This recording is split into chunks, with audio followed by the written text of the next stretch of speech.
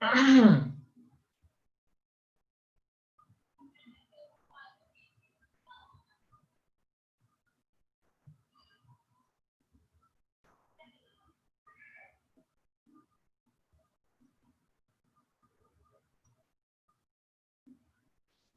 alaikum warahmatullahi wabarakatuh. Ashhadu an la ilaha illallah wahdahu la sharika lahu wa ashhadu anna Muhammadan abduhu wa rasuluh. Amma ba'du fa'uzu billahi minash shaitanir rajim. Bismillahir rahmanir rahim.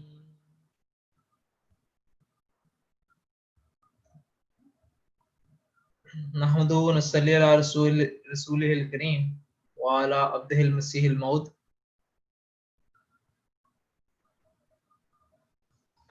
The promised Messiah Islam states, once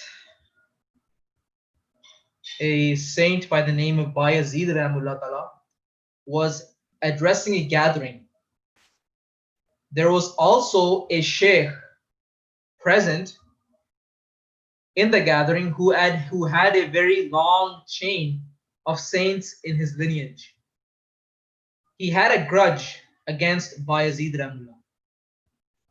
It is the practice of God that he abandons the old lineage for a new one. For instance, he abandoned the Bani Israel for the Bani Ismail because they had forgotten God and indulged in sensual pleasures and desires. Just like Allah Ta'ala states in the Holy Quran in chapter 3, verse 141, and such days do we cause to alternate amongst men. So this thought came into the mind of this person that Bayazid Rahimahullah belongs to a very ordinary family. So how can he be considered a saint? And why are people gathering around him and not me? God Almighty manifested all these thoughts to Hazrat Bayazid Rahimahullah. So he began addressing this issue in the form of a story. He said that once in a gathering there was a lamp lit up by oil mixed with water. There was a discussion that took place between the water and the oil. The water said to the oil, "Why is it that you are above me, even though you are impure and filthy? I am clean and also used for cleanliness, and yet I am below you?" The oil replied, "You have never been through the hardships that I went through to attain this superiority. There was a time when I was planted. I stayed buried in the earth and I was humiliated, considered disgraced. Then, according to the will of Allah, I grew. I was not able to grow yet that I was cut down. Then after a great many hardships, I was cleansed. I was grounded into an oil press.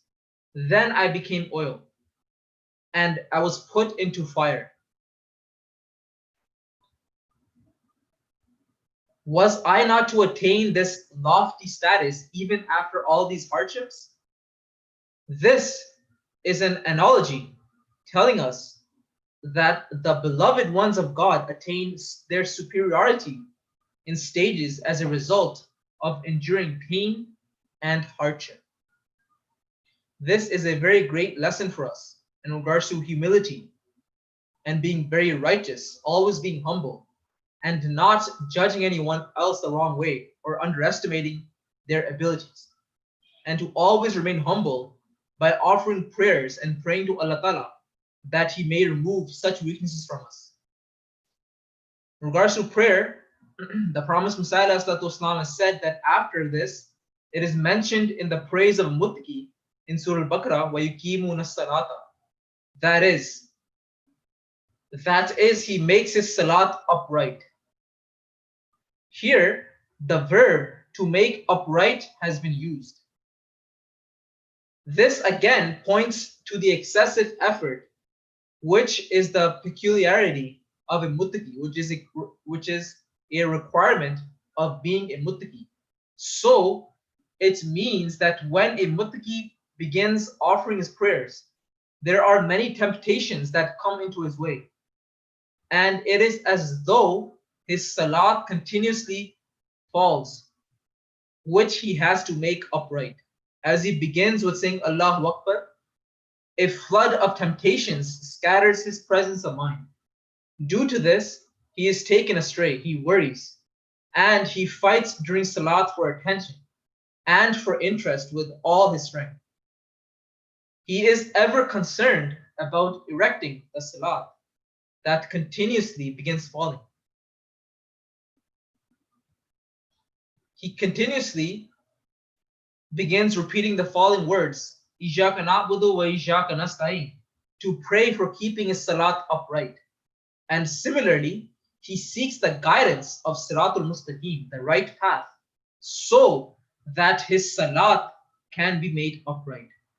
In the face of these temptations, the muttaqi is like a child who cries and wails in front of God and says, I am becoming amongst those people who have declined to the earth. Akhlada ilal ard.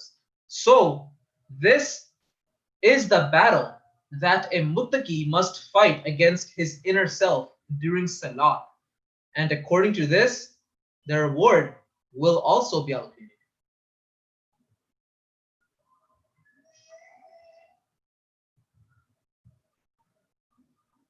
ہمارے پیارے آقا حضرت اقدس مسیح موعود علیہ الصلوۃ والسلام فرماتے ہیں کہ ایک مجلس میں بایزید رحمہ اللہ تعالیٰ جو ایک بزرگ ہیں واعظ فرما رہے تھے. وہاں ایک مشائخ زادہ بھی تھا جو ایک لمبا سلسلہ رکھتا تھا. اس کو آپ سے اندرونی بغض تھا. اللہ تعالیٰ کا یہ خاصہ ہے کہ پرانے خاندانوں کو چھوڑ کر کسی اور کو لے لیتا ہے،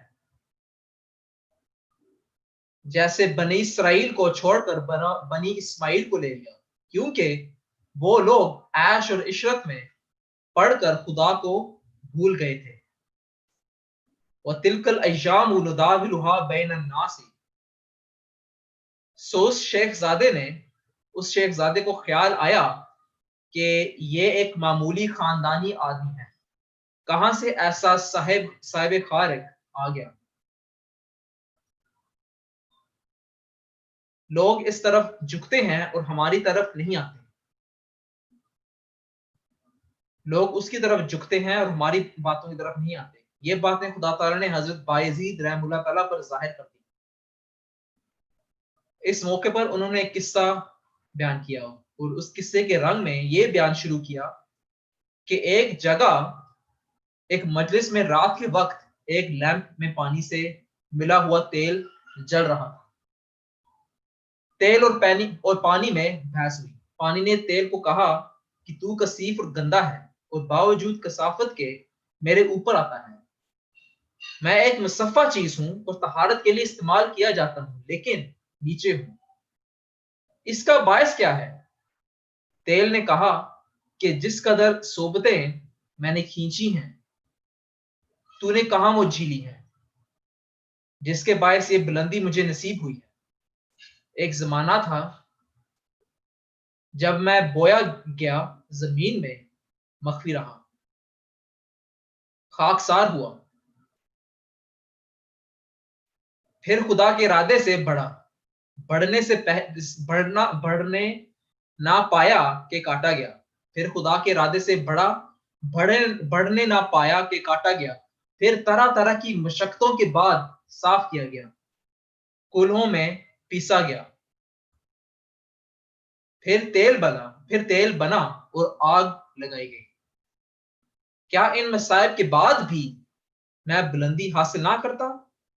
یہ ایک مثال ہے کہ اہل اللہ یعنی کہ جو اللہ تعالیٰ کے عبادت گزار بندے ہوتے ہیں وہ ہر قسم کی مصیبتیں شدائد کے بعد درجات پاتے ہیں، اور اللہ تعالیٰ کے اہل اللہ بننے کے لیے نماز کو وقت پر پڑھنا اور اسے بار بار قائم رکھنا ایک شرط ہے۔ اقامت الصلاۃ کے متعلق اس کے بعد حضرت مسیح موعود علیہ السلام فرماتے ہیں کہ متقی کی شان میں آیا ہے وَيُقِيمُونَ الصَّلَاةَ، یعنی وہ نماز کو کھڑی کرتا ہے۔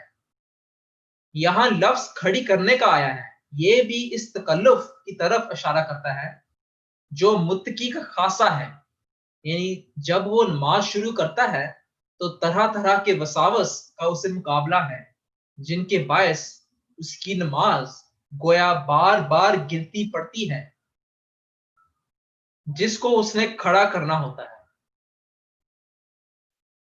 جب اس نے اللہ اکبر کہا تو ایک ہجوم وساوس ہے جو اس کے حضور قلب میں تفرق ڈال رہا ہے، وہ ان سے کہیں کا کہیں پہنچ جاتا ہے، پریشان ہوتا ہے، ہر چند حضور و ذوق کے لیے لڑتا مرتا ہے، لیکن نماز جو گری پڑتی ہے بڑی جان کنی سے اسے کھڑا کرنے کی فکر میں ہے۔ بار بار ایاک نعبد و ایاک نستعین کہہ کر نماز کے قائم کرنے کے لیے دعا مانگتا ہے اور ایسے الصراط المستقیم کی ہدایت چاہتا ہے جس سے اس کی نماز کھڑی ہو جائے۔ ان وساوس کے مقابل میں متقی ایک بچے کی طرح ہے جو خدا کے آگے گڑ گڑاتا ہے، روتا ہے اور کہتا ہے کہ میں اخلد الی الارض ہو رہا ہوں۔ سو یہی وہ جنگ ہے جو متقی کو نماز میں نفس کے ساتھ کرنی ہے، اور اسی پر ثواب مترتب ہے۔ اللہم صلی علی محمد وعلی آل محمد کما صلیت علی ابراہیم وعلی آل ابراہیم انک حمید مجید، اللہم بارک علی محمد وعلی آل محمد کما بارکت علی ابراہیم وعلی آل ابراہیم انک حمید مجید۔